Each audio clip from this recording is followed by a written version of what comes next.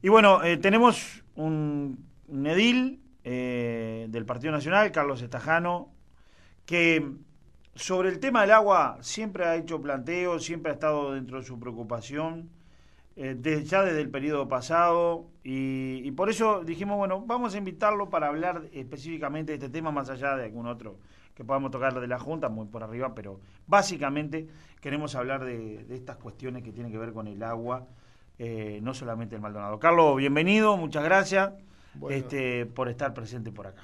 bueno, te agradezco el haberme invitado a tu radio, acá a Voces.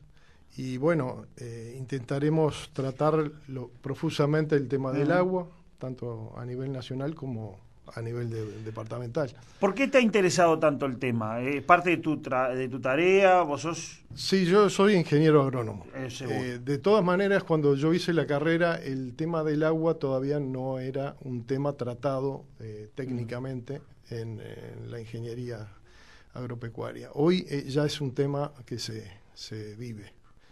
Pero en ese momento, como no había problemas y todo lo que se relaciona con el medio ambiente se da porque surge algún problema, entonces siempre estamos como corriendo de atrás la liebre.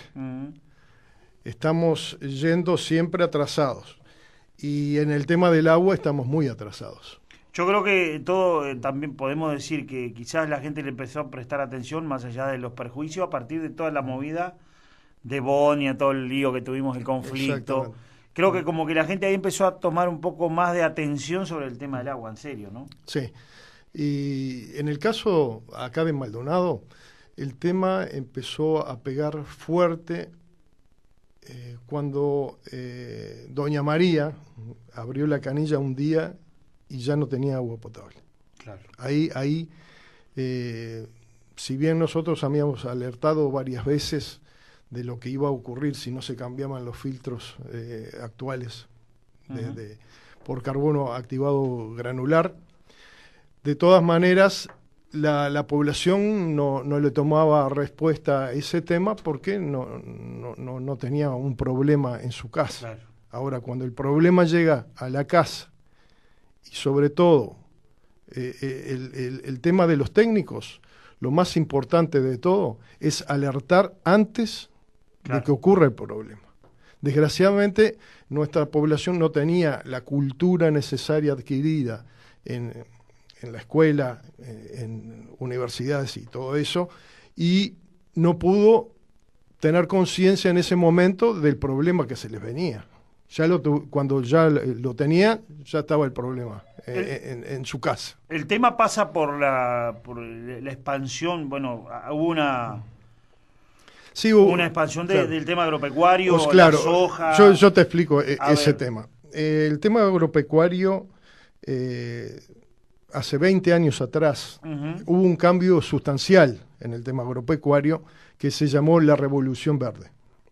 La Revolución Verde fue en respuesta al aumento poblacional mundial y en respuesta al aumento de costos que tenía la producción agropecuaria, que había que bajarlos.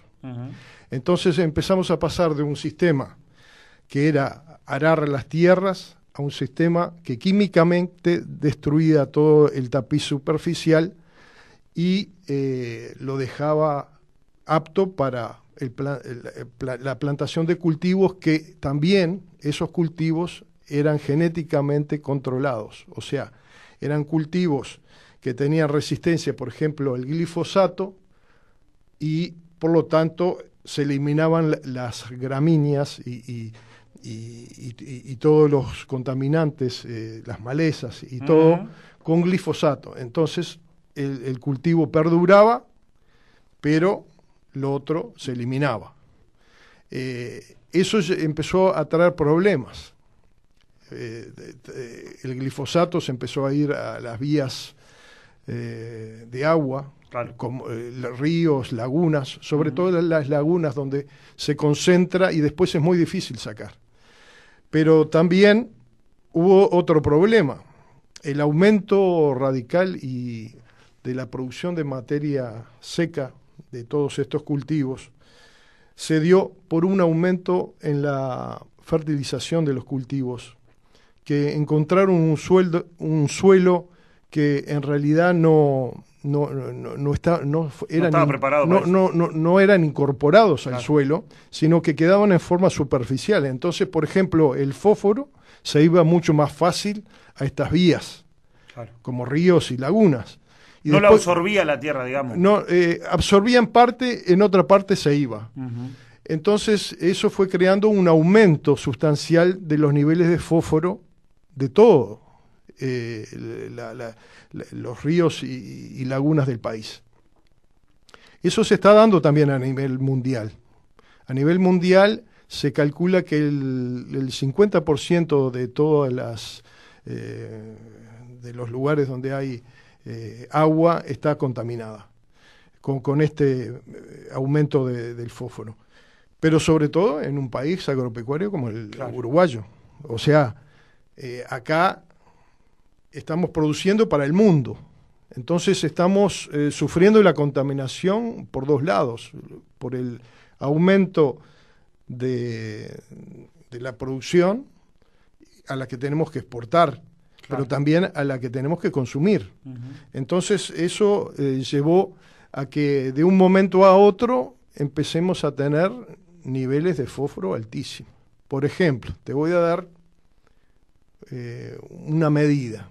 La Organización Mundial de la Salud dice que para potabilizar un lugar de agua, sea laguna o río, este lugar de agua debe tener menos de 25 microgramos de fósforo por litro de agua. En el momento actual y de todas las muestras que se hicieron en todo el país, el 60% de las fuentes de agua no cumplen con este requisito. Pero te digo más, no lo cumplen por 4 veces el nivel. O sea, estamos hablando de un 100 de o 100. Sea, está alrededor de 100 en vez de 25. Está loco. Entonces estamos en un grave problema. Para darte un ejemplo, y que habíamos hablado antes de empezar esto, por el Río Negro. El Río Negro tiene en ciertos lugares, por ejemplo, la represa de Baigorria tiene 93 microgramos de fósforo por litro de agua. Rincón del Bonete, 83. Y Palmar tiene todos los récords, de 124 a 134. O sea que está, vos fíjate, 25 es lo ideal. Estamos multiplicando por 4 y por 5. Sí. Entonces estamos frente a un grave problema. Yo también había hablado también por el tema de UPM, la instalación de UPM, que no era recomendable. ¿Por qué? Porque el río ya está contaminado. Claro. Si nosotros seguimos aumentando los niveles de contaminación, UPM está autorizado a verter 100 kilos de fósforo por día al río. Pero también vuelca mucha materia orgánica. Y te voy a explicar más o menos cómo es el mecanismo por el cual el fósforo se activa. Y activa a estas cianobacterias, que son las responsables de todos los males de la contaminación. Cuando una fuente es rica en fósforo, empiezan a aumentar la materia orgánica que se produce en esa fuente. Empiezan a haber cianobacterias donde en el río no había, y otras plantas. Pero ¿qué pasa cuando el nivel de materia orgánica se desmadra, digamos? La materia orgánica, cuando esa materia orgánica que muere en un momento, hay que empezar a degradarla. ¿Cómo se degrada? Por bacterias primeramente aerobias.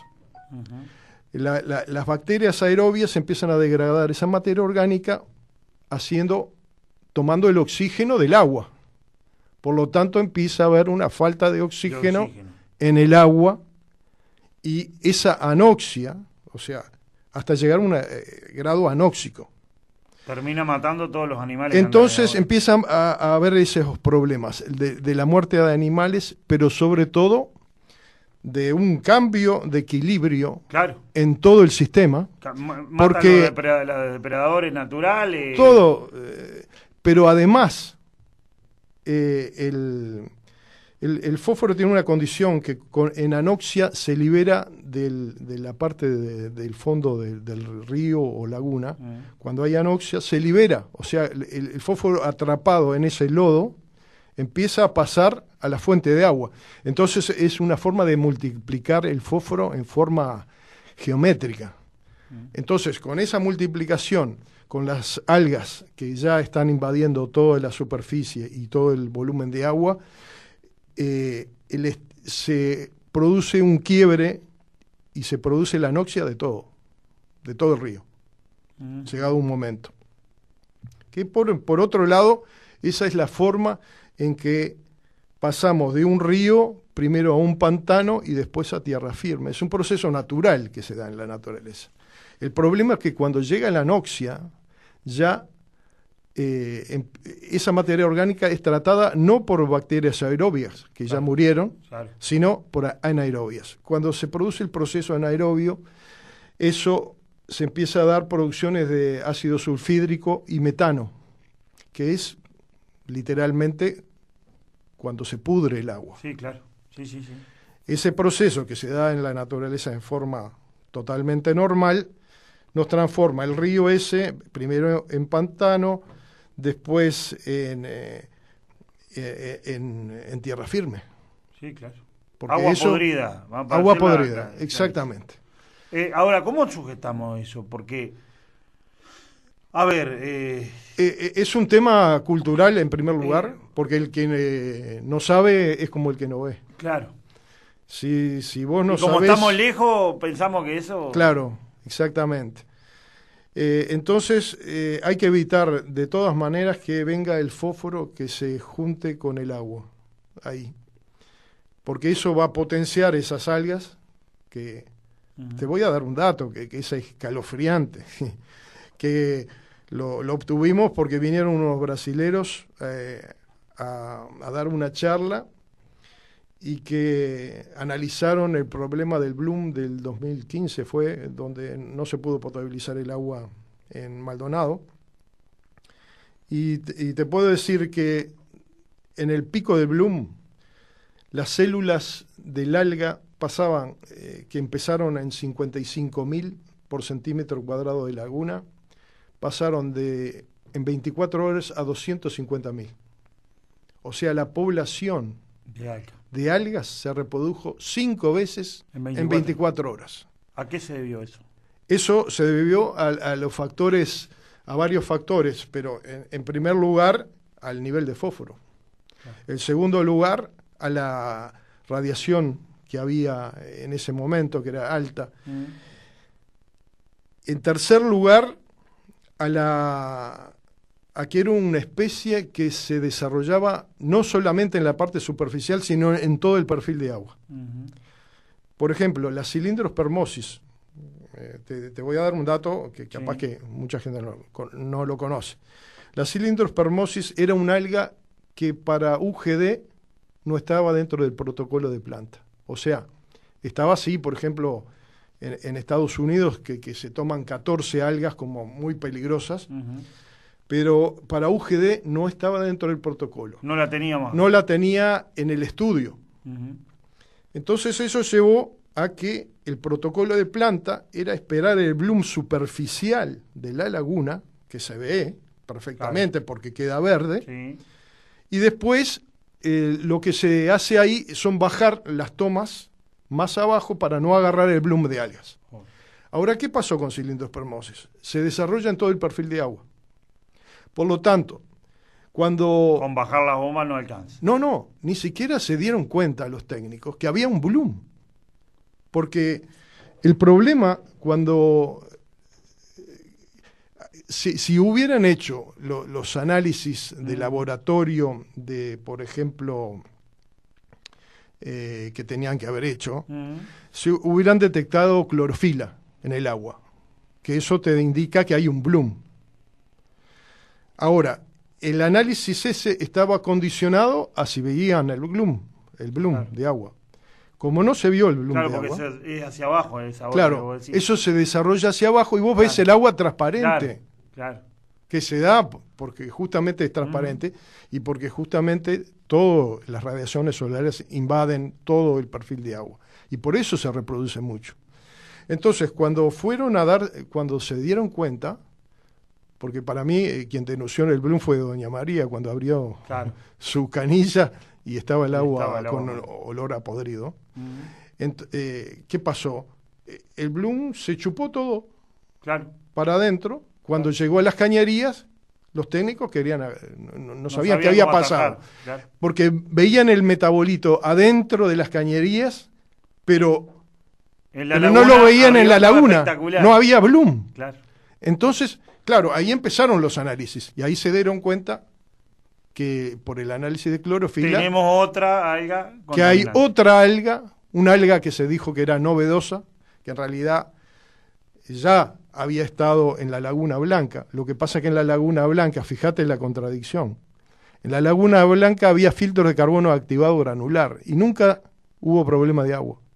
En cambio, en la Laguna del Sauce hubo problemas de agua, en el agua, porque los filtros no eran adecuados. O sea, si no regulaban, ¿qué hubiera pasado en este caso? No podían regular las tomas, porque el alga estaba en todo el perfil de agua. No tenían solución. La única solución era tener buenos filtros. Y hasta el momento no se han cambiado los filtros. ¿Seguimos con el mismo problema? Seguimos con el mismo problema hasta que se coloquen los filtros de carbono activado.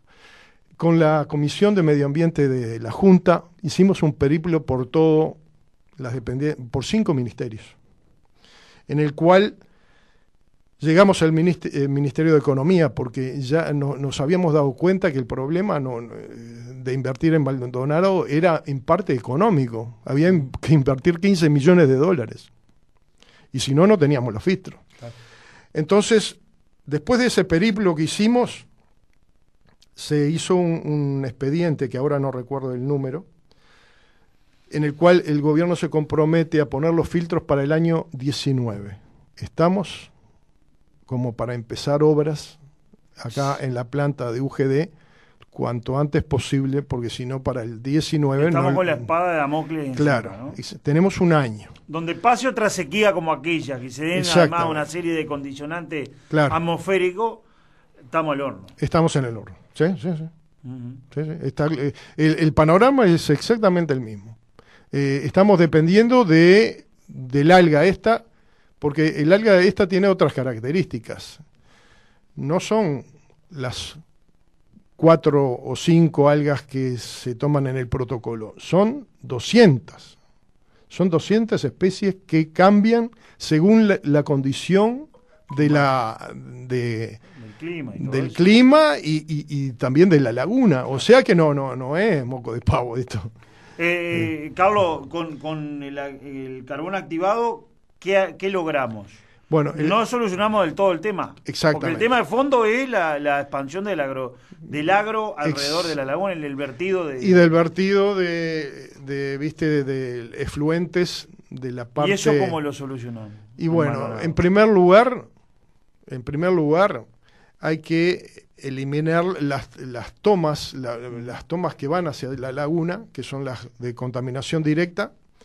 Se está haciendo ahora el saneamiento de parte de la Capuera y el Pejerrey, y eso que va a mejorar la situación de ese aporte que es muy importante.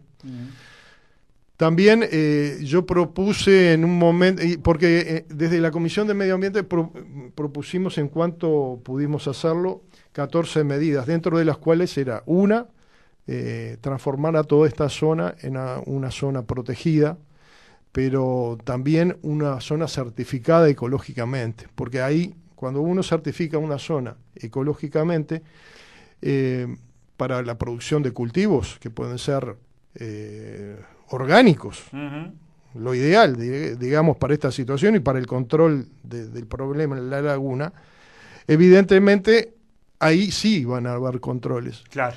Pero ahí al productor, capaz que si vos no le das un certificado que su producto va a valer más porque contamina menos, entonces el productor no te va a producir eso. Al productor hay que obligarlo, pero también hay que darle beneficios, porque si vos le agregas costos al productor, por lo menos un certificado que un valor diga agregado a su producto, que este productor está haciendo las cosas bien y está produciendo un producto que no tiene contaminantes. Es como aquello de libre aftosa sin vacunación, o qué pasa con el ganado. Claro, tiene que tener un premio y ta. Entonces, pero te vuelvo al tema de los filtros. ¿Por qué los filtros de carbono activado granular? Los filtros no van a solucionar el problema de la laguna, pero nos van a dar el tiempo necesario para instrumentar todas las soluciones que tenemos que instrumentar para que no se dé de vuelta el problema. Uh-huh.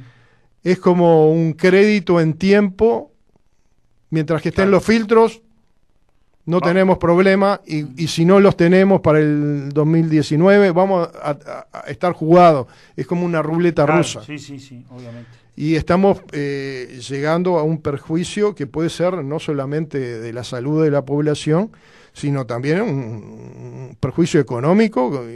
Imagínate Punta del Este sin agua potable. No. Y en todo el país está pasando algo parecido. Vos hablabas el río Santa Lucía está muy contaminado. Yo creía que el río Santa Lucía y que las usinas de OCE iban a colapsar, estuvieron al borde del colapso. De hecho, en algunas zonas de Montevideo estuvieron algunas horas sin agua potable. El río Santa Lucía, la ventaja que tiene con respecto a acá, que es un río, que el agua cuando llueve mucho se lava y se va al mar.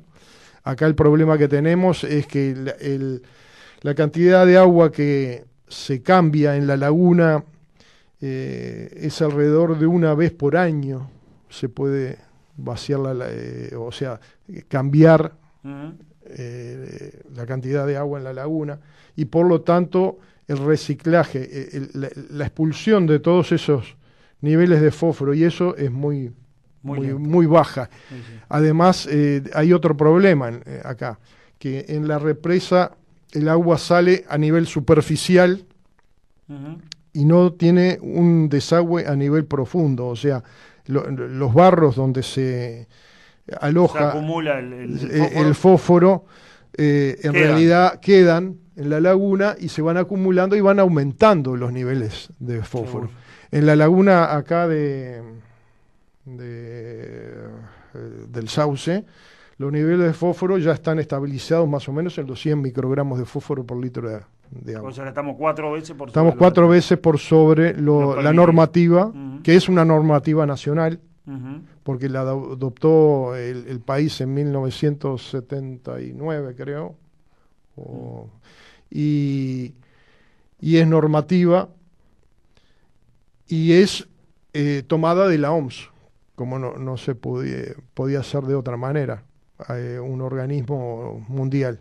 Acá lo que se quería hacer por parte de algunos técnicos era cambiar la normativa, porque como estábamos contaminados por todo, a través de todo el territorio, digamos, pasarla a que sea 50, pero cuando se dieron cuenta que era una normativa internacional, era imposible cambiarla. Claro, sí. O sea, al poner 50 estaríamos bajando la contaminación a la mitad, pero en realidad es una mentira. Ahora, Carlos, ¿se puede revertir esto de alguna manera? ¿Qué tenemos que hacer? Sí. A ver, Maldonado, por ejemplo, ¿qué tiene que hacer? Estamos con el tema del carbón activado, lo decía muy bien. Eso para ganar tiempo y ir viendo qué se puede hacer. Sí. Ahora, con las condicionantes actuales, con esto de la agropecuaria, con las necesidades del país de poder exportar, porque no tenemos otra cosa, digo, ¿qué podemos pensar de aquí para adelante? Se está haciendo, algunas cosas se están haciendo.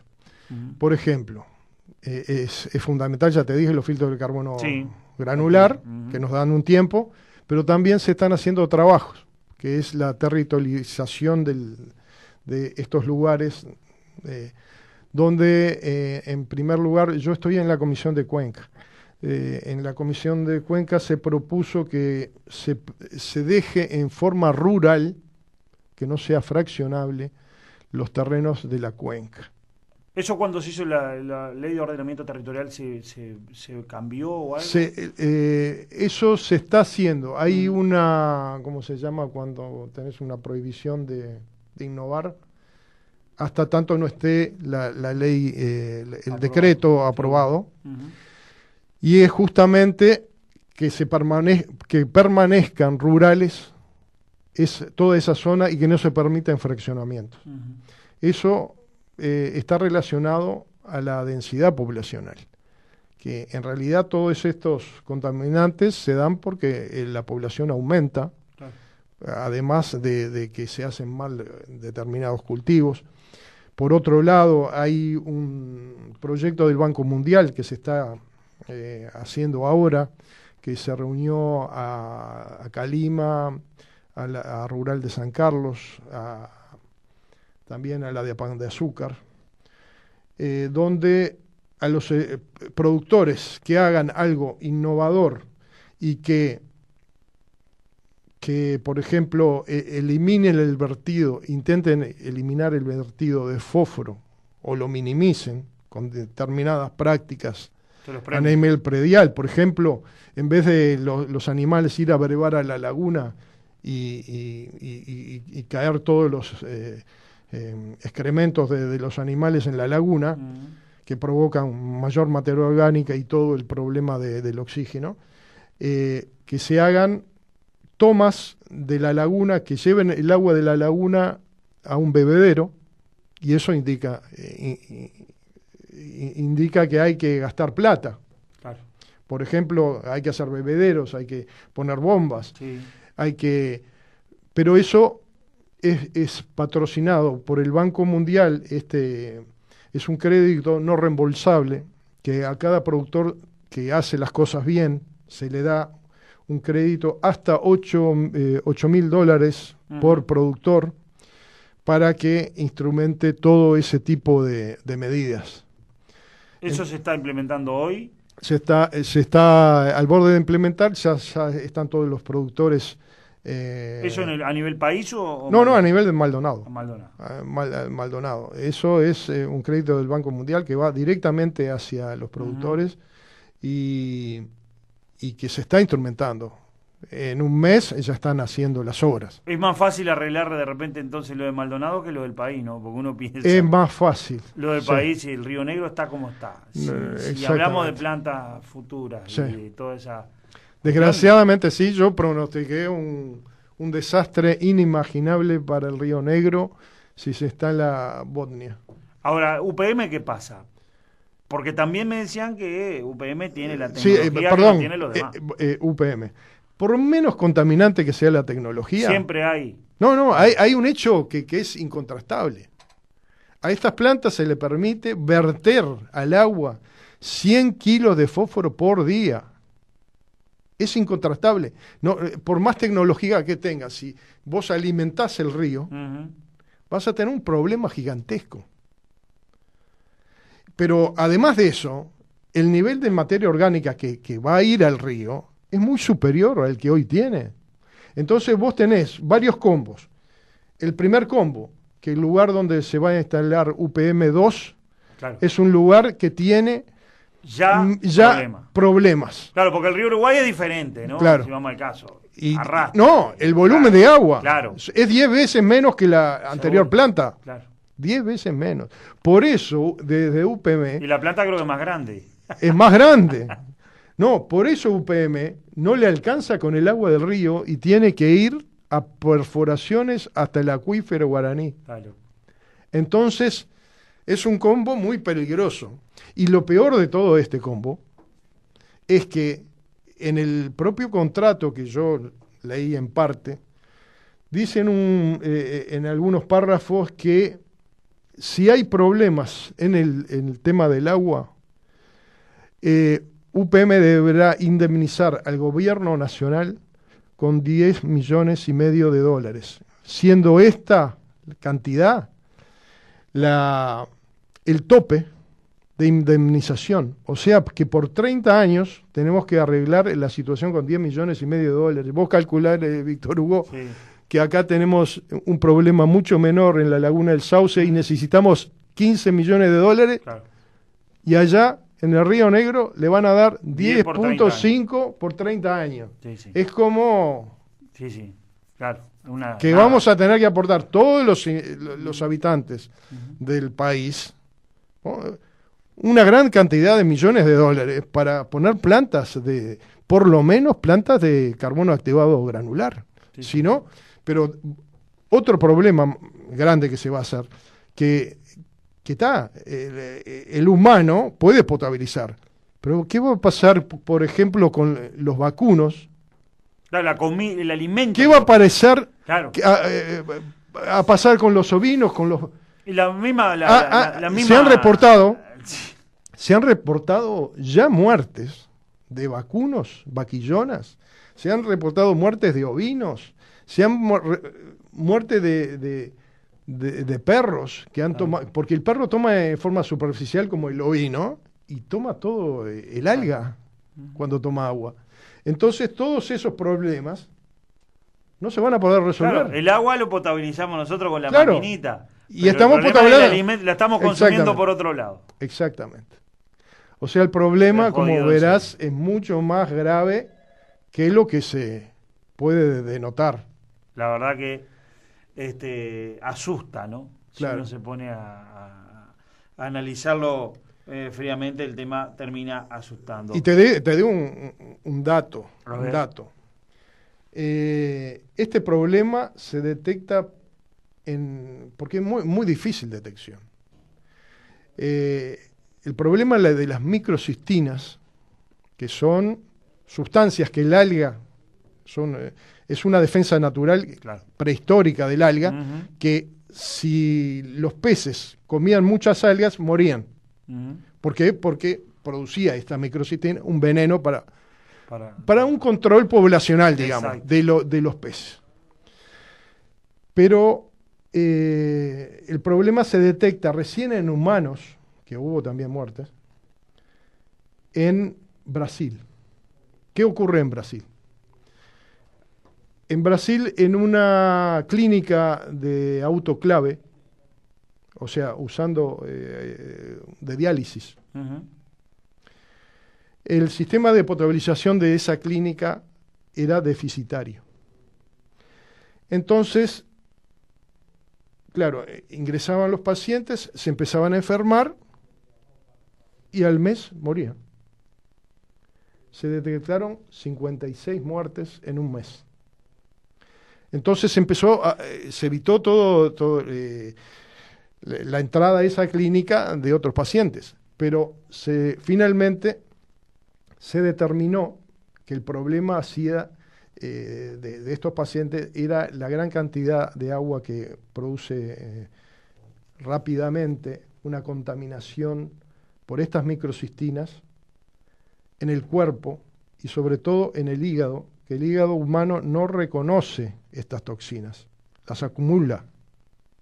Va acumulando hasta que llega un gradiente que es 40 microgramos, que se determinó en laboratorio, 40 microgramos de microcistina por kilogramo de peso vivo, que determina el inicio del deterioro y de la muerte final. Y en esta clínica, cuando se dieron cuenta, fue ahí, en el tema del agua, justamente. Y por eso el síndrome que toma el nombre de la clínica esta, que era una clínica en Caruaru, localidad de Amazonas, en Brasil. El síndrome se llama síndrome de Caruaru y es en el único lado donde se detectó muertes humanas. ¿Por qué? Porque el síndrome, cuando vos te morís de cáncer. Claro. Pero no sabés dónde lo adquirís. Claro. Entonces, por eso es tan difícil el tema este. ¿Y qué pasa con el cáncer en Uruguay? ¿Puede tener algo que ver con el tema del agua? Yo te diría que sí, que es casi seguro. Se habla de una epidemia de cáncer, bueno, ¿Quién no conoce a alguien?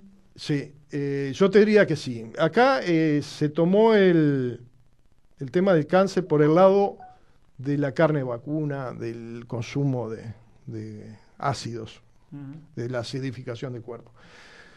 Pero en China, que se han hecho todos los estudios, ¿sabes cuál es la fuente principal del cáncer para los chinos? El agua. El agua.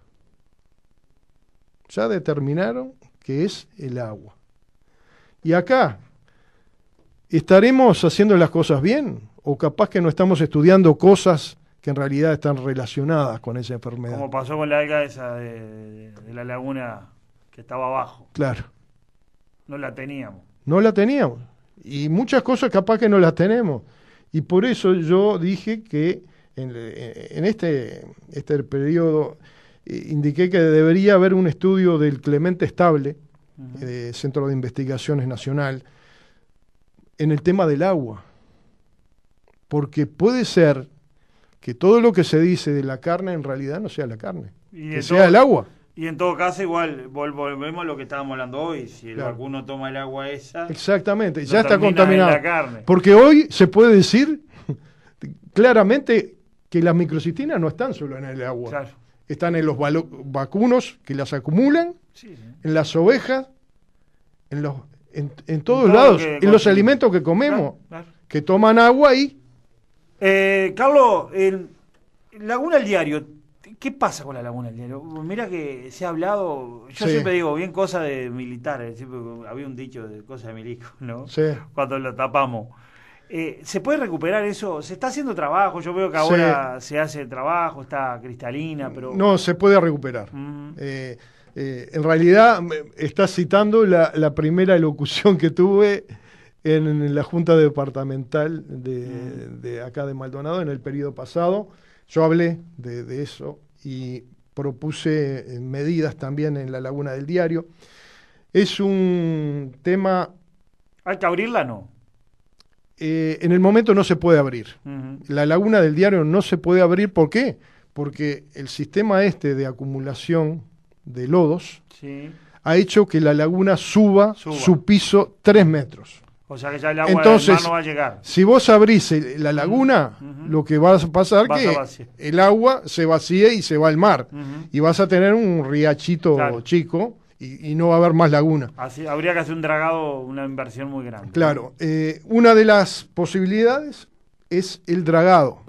Eliminar ese barro es cara. Sí, por eso. Porque vos son 46 hectáreas que tenés que dragar, no es moco de pavo ahí.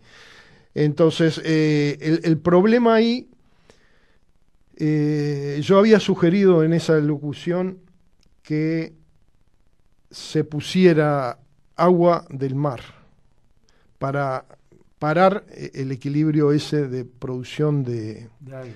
En este caso es otro tipo, son macrófitas, no son las cianofisias, porque son vegetación. Entonces eso produce mucha materia orgánica, la materia orgánica se degrada, eso aumenta el piso de la laguna y cada vez hay menos agua. Claro.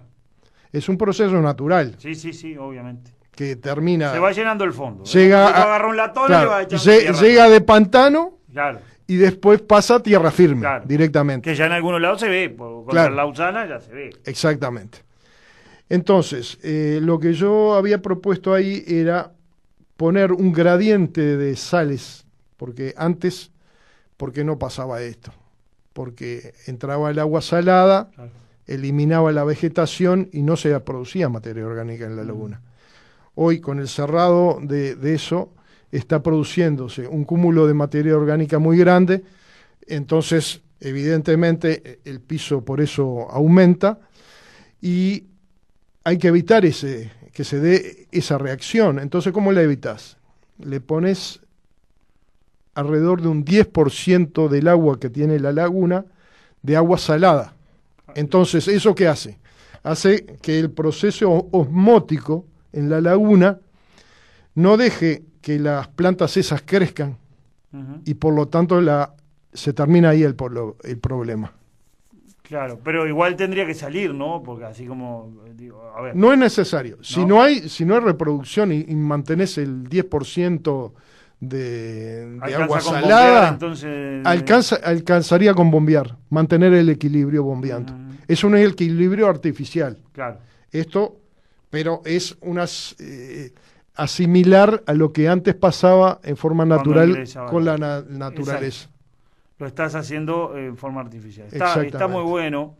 Está muy bueno saber todo este tipo de cuestiones. Yo veo que están trabajando en la laguna, pero claro. Sí, se está haciendo un dragado en la parte cercana a la... ¿Dónde están los caños? No. No, o sea, hay caños por abajo, ¿no? Claro, ahí están chupando el fondo de la laguna en ese sector y lo están tirando por el desagüe de la laguna, que está bien eso.